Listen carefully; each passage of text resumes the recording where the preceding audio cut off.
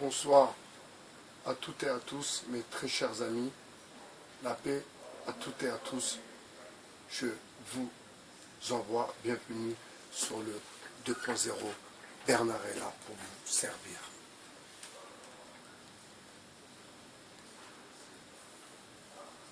Alors j'ai écouté avec attention la vidéo de Monsieur Solo concernant l'Italie et l'ASE italienne, si vous voulez, et tous ces scandales, ces histoires d'enfants pris à leurs parents, abusés, attouchements, etc., etc.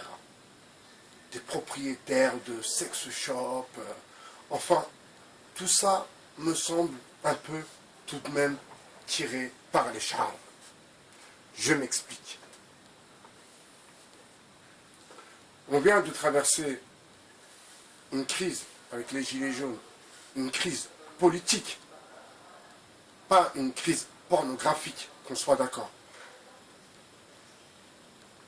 On vient de traverser une crise où si la minorité silencieuse, c'est-à-dire nous, si nous aurons été dans le débat qui s'annonçait, eh bien les choses se seront passées forcément différemment. D'ailleurs, M. Solo l'a bien relevé. Alors, mes amis, là je commence à me poser des questions. Je commence à me poser certaines questions.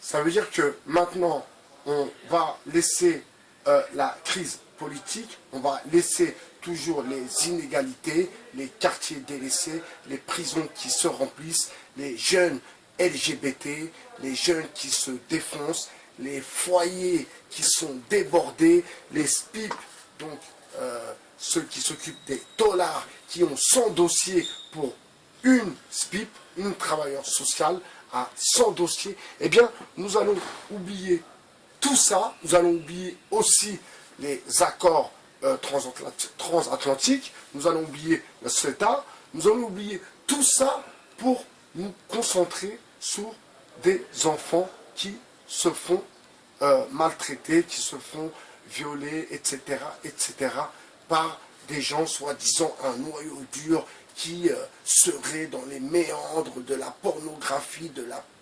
pédopornographie, etc., etc. Alors, mes amis,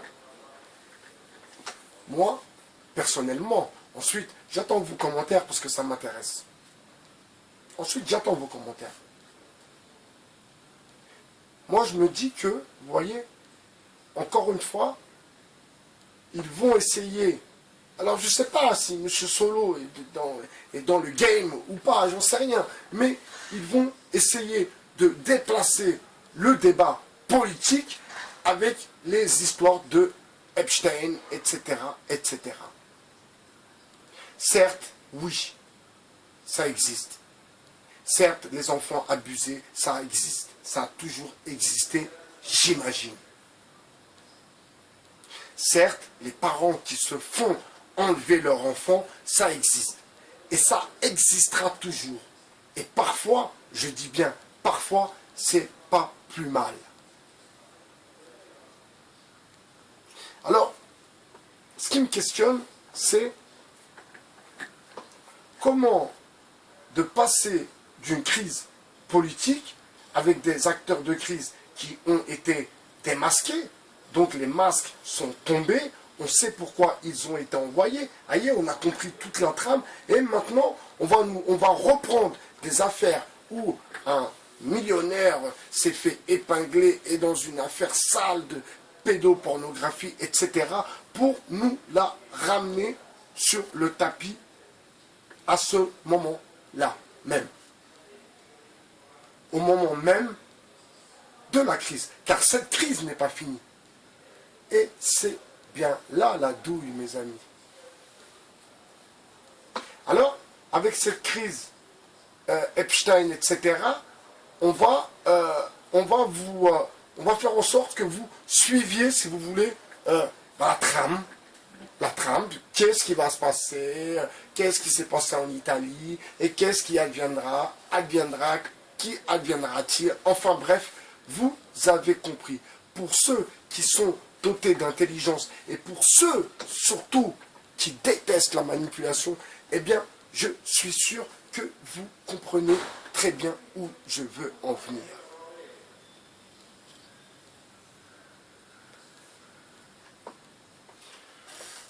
L'ASE,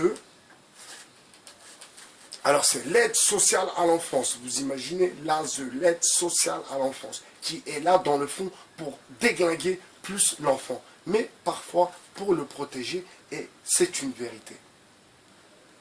Alors, on ne peut pas porter des accusations sans parler des parents aussi. Comment un enfant qui subit des attouchements, qui subit, ne rentre pas chez lui, ne raconte pas ce qui se passe, alors ce ne sont pas des enfants enlevés à leurs parents, ce sont des enfants qui n'ont plus de parents. Vous comprenez? Parce que comment en ce moment on est en train de nous vendre, entre guillemets, le truc, c'est que ces enfants n'ont pas de parents. Ces enfants ont été enlevés à leurs parents, et puis des gens s'amusent avec ces enfants, et après on les remet dans la société, et puis ça fait des déglingués, des psychopathes, des gens un peu, ma foi, déglingos. Alors, mes amis, je vais vous faire une petite réclamation, pour le coup, et je vais vous demander de, s'il vous plaît, de commenter et de me dire ce que vous pensez, vous, de tout ça. Acteur de crise, gilet jaune, crise politique. Jérôme Rodriguez, Éric Troué, Tatati, Maxime Coben et les autres. Et là maintenant, une affaire qui a éclaté en Italie sur des pédophiles. D'accord. D'accord. Ouais. Et elle est où la lutte politique dans cette histoire? Parce que si on est dans une lutte politique, c'est le ministère, le ministre, la ministre de l'Éducation et de la Famille. Ce n'est pas l'ASE. On sait très bien, et comme tout parent, comme tout enfant, comme tout président, comme tout ministre, il y a des bons, il y a des mauvais. Il y en a, ils sont bons une période, le temps de rentrer dans le gouvernement, après ils deviennent très très très mauvais. Et ça devient même les plus mauvais. Il y en a, ils rentrent, ils sont très très très mauvais et ils finissent par devenir les plus grands. Et parfois par devenir président, mes amis. Alors, je vous demande, pour ceux qui sont sur le 2.0, pour ceux qui suivent un peu les actualités, je vous demande un peu de prendre un peu de recul, de réfléchir un peu aux informations qu'on vous balance à gauche, à droite. Et moi, ma foi, je suis là en tant que réinformateur, bien sûr. Et ça, vous le savez très bien, mes amis. Donc moi, je ne veux pas personnellement être manipulé moi-même et que par la même occasion, on manipule les miens. Et qui dit les miens, dit les vôtres. Et là, on parle aussi des enfants. Et ce n'est pas les enfants, on parle aussi des gens, tout simplement. Pourquoi, dans le débat politique, pourquoi on est venu à cette... on nous a envoyé sur une affaire en Italie de pédophilie, de patapi, alors qu'on est dans une crise politique, mes amis. Alors, je suis totalement contre ces dégueulasseries, comme dirait l'autre. C'est vraiment des trucs dégueulasses, c'est vraiment des trucs... voilà, je ne sais pas quel genre de personnage pourrait accepter ce genre de réseau, ce genre de combine, ce genre d'individu sale, dégueulasse. Mais je me pose quand même la question. Pourquoi maintenant, à ce moment-là, cette histoire éclate. Alors que, je le répète, nous sommes dans un plan politique. Nous sommes dans la politique. On n'est pas dans une affaire de pédophilie. Non, non, non, non. On est dans une crise politique. C'est trop simple. C'est-à-dire avec tout ce qui s'est passé, tous les gens qui ont été mobilisés, qui se sont mobilisés, là je m'adresse à vous qui n'y avez pas été, ma foi, moi j'y suis allé pour voir quel public, avec quel public, à quel public j'avais affaire. Et pour vous faire remonter aussi, ma foi, les informations. Alors vous voyez, il y a la manipulation, il y a la double manipulation, il y a les acteurs de crise et il y a les acteurs qui sont en crise aussi et qui ont besoin de gratter. Tout le monde veut gratter, sauf Bernard. Moi, je ne suis pas là pour gratter, mes amis. Il n'y a pas de grattage chez moi. Je ne suis pas là pour gratter. Moi, je suis là pour débunker, comme dirait l'autre. Et pour essayer de comprendre où on veut nous la faire à l'envers. Et là, je trouve tout ce contenu, je le trouve un peu, ma foi, un peu bizarre qu'on passe d'une crise politique et qu'on en arrive à des réseaux pédosataniques, francs-maçons, etc., etc. N'oubliez pas, mes amis, et ça j'ai fait une vidéo, dans mes toutes premières vidéos, où je me foutais de la gueule de ceux qui font des décryptages. Toutes ces conneries-là, il faut arrêter de croire à ça. Et c'est là où on aura gagné.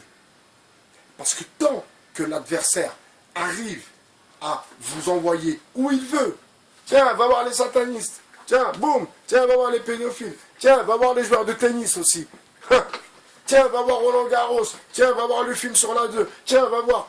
Et ouais, et on peut tourner en rond longtemps, longtemps comme ça. On peut tourner longtemps en rond comme ça.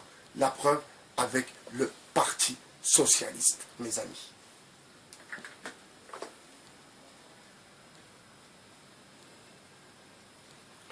Le pompier pyromane. Alors comment, il faut m'expliquer, je clôt le premier sujet. Deuxième sujet, il faut m'expliquer comment 5000 hectares de champs prennent feu. Il faut m'expliquer comment ça a pu prendre feu. Et là, par contre, on oublie de parler de politique, des responsables politiques. Où il y a eu le feu? À qui appartenaient ces terrains? Qu'est-ce qu'il va avoir demain sur ces terrains? Des usines, des immeubles, des villas? Regardons un peu ce qui s'est passé auparavant, où il y a eu des champs qui ont brûlé, et qu'est-ce que c'est devenu? Là, je m'adresse à vous, les cultivateurs, à vous, je m'adresse à vous, aux Français, excusez-moi, je m'adresse à vous, aux Français, à savoir qu'est-ce qu'il y a derrière cette opération. N'est-ce pas une opération financière, tout simplement?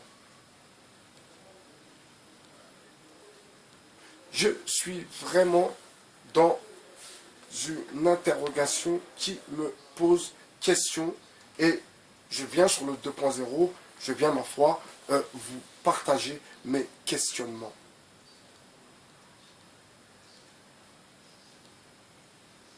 C'était Bernard-Henri Racaille sur le 2.0. Il est 21h30. Je vous souhaite une bonne soirée, mes amis. Bonsoir. Au revoir.